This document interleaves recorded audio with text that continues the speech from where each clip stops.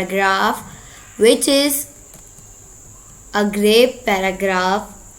Grep का paragraph आज हम रीड करेंगे। और अगर आप हमारी वीडियो पहली बार देख रहे हैं और इस चैनल पर नए हैं तो इस चैनल को कर दीजिए सब्सक्राइब और बेल नोटिफिकेशन के बटन को भी प्रेस कीजिए ताकि आपको हमारी मज़ीद वीडियोस की नोटिफिकेशन मिलती रहे और आप कोई भी वीडियो मिस ना कर सकें।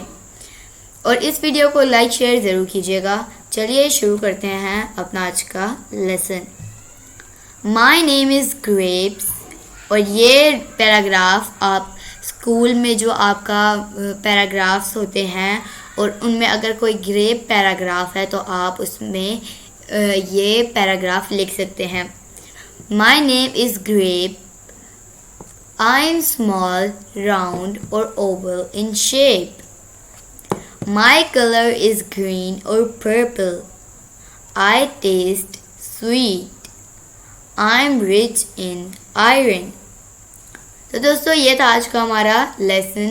वीडियो पसंद आई हो तो इसे लाइक करें, चैनल को भी सब्सक्राइब करें। आपसे मिलेंगे अगली नेक्स्ट वीडियो के साथ। तब तक के लिए अल्लाह हाफिज़।